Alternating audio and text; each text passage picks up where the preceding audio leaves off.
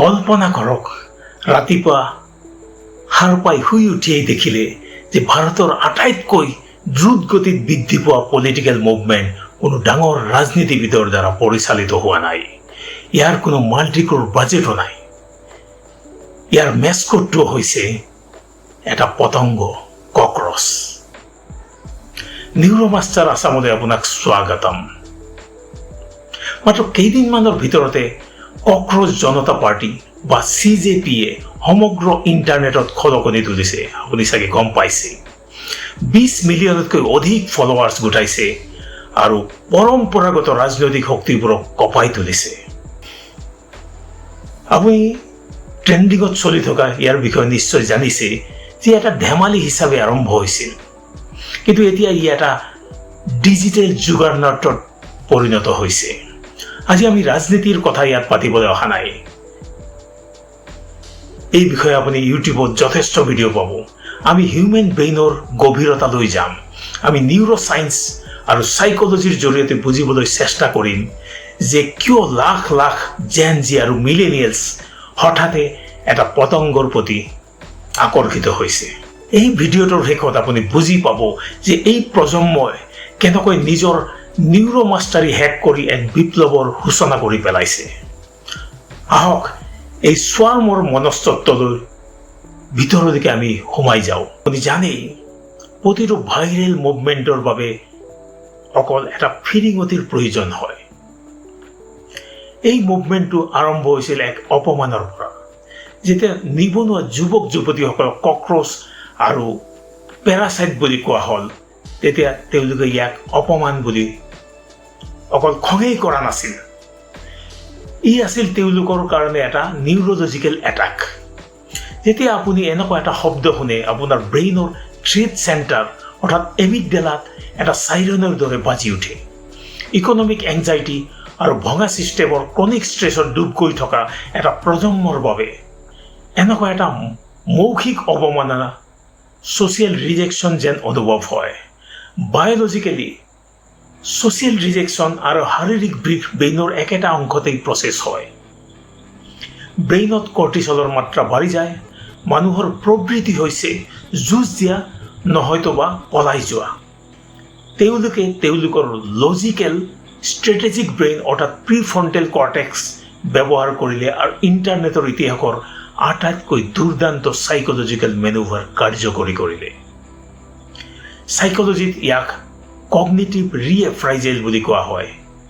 ই হৈছে এটা ট্ৰিগাৰৰ অৰ্থ সলনি কৰি আপোনাৰ ইম'চনেল ৰেছপন্স সম্পূৰ্ণ সলনি কৰি দিয়াৰ থকা ক্ষমতা। তেওঁলোকে আটাইতকৈ ডাঙৰ অপমান কক্ৰচক এটা বেজ অফ অনাৰ হিচাপে গ্ৰহণ কৰিলে। এই অৰ্থহীনতাক আঁকোৱালি লৈ তেওঁলোকে অপমানৰ শক্তি কাঢ়ি নিলে। ইয়াৰ জাংগিয়ান চাইক'লজিৰ এটা ধাৰণা শ্বেডো প্ৰজেকশ্যনৰ সৈতে গভীৰ সম্পৰ্ক আছে। সমাজে নিজৰ ডাৰ্ক শ্বেডো অৰ্থাৎ মূল্যহীন বা এলেহুৱা হোৱাৰ ধাৰণাটো যুৱ প্ৰজন্মৰ ওপৰত জাপি দিব বিচাৰিছিল, কিন্তু তেওঁলোকে ইয়াক ৰিজেক্ট কৰাৰ সলনি ইণ্টিগ্ৰেট কৰিলে। তেওঁলোকে ইয়াক ডাৰ্ক কমেডিৰ জৰিয়তে অস্ত্ৰ হিচাপে ব্যৱহাৰ কৰিলে। আৰু ইয়াতেই আছে আচল ৰহস্য, কৌতুক, হিউমাৰ। হিউমাৰে এণ্ডৰফিনছ ৰিলিজ কৰে।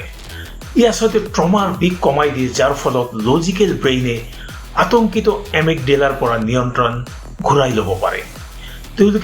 তেওঁলোকক ধ্বংস কৰিব বিচৰা প্ৰতিষ্ঠিত ব্যৱস্থাটোক প্ৰত্যাহ্বান জনালে আৰু তেওঁলোকৰ ভিতৰৰ শ্বাহৰুখ খানক জগাই তুলি এটা স্পষ্ট চিনেমেটিক বাৰ্তা দিলে, don't underestimate the power of common man.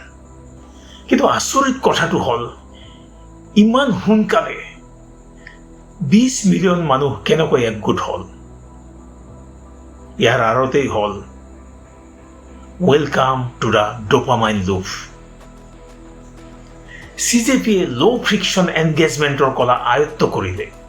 তেওঁলোকৰ চৰ্ত এলেহুৱা হওক, নিবনুৱা হওক, প্ৰফেশ্যনেল হিচাপে ৰেণ্ট কৰক।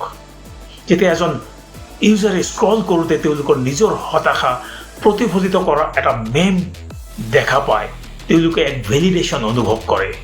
শ্বেয়াৰ কৰা, লাইক কৰা বা এখন ধেমেলীয়া মেনিফেষ্টত চহী কৰিলে ব্ৰেইনৰ ষ্ট্ৰায়াটামত ডোপামাইনৰ এটা হিট ট্ৰিগাৰ হয়।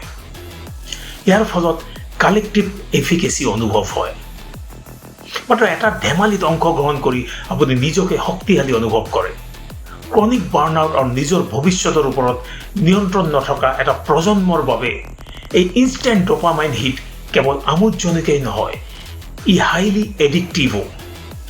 ছিষ্টেমে তেওঁলোকক এটা লেভেল দিলে, কিন্তু ইণ্টাৰনেটে তেওঁলোকক এটা আইডেণ্টিটি দিলে। কিন্তু ভাবি চাওক, অকল ডোপামাইনে এটা মুভমেণ্ট জীয়াই ৰাখিব পাৰেনে? তাৰ বাবে আপোনাক প্ৰয়োজন অক্সিটচিন, দ্য বণ্ডিং হৰমন। মানুহ স্বভাৱতেই ট্ৰাইবেল। যেতিয়া ফৰ্মেল ইনষ্টিটিউশ্যনবোৰ বিফল হয়, আমাৰ ব্ৰেইনে জীয়াই থকাৰ বাবে এটা নতুন ট্ৰাইব বিচাৰিবলৈ হাৰ্ডৱাৰ্ড হৈ থাকে।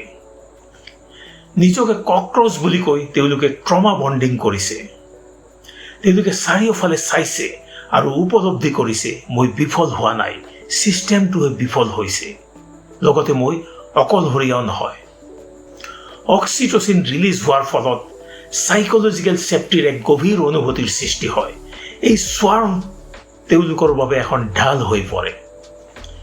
কক্ৰচ জনতা পাৰ্টি দেখাত এটা বিশাল ট্ৰল কেম্পেইন যেন লাগিব পাৰে, কিন্তু নিউৰলজিকেলি ই এটা মাষ্টাৰপিচ।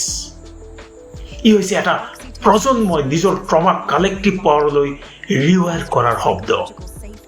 ই প্ৰমাণ কৰে যে যেতিয়া আপুনি যুৱ প্ৰজন্মক এচুকত ঠেলি দিয়ে, তেওঁলোকে কেৱল জীয়াই নাথাকে, তেওঁলোকে খেলৰ নিয়মেই সলনি কৰি দিব পাৰে।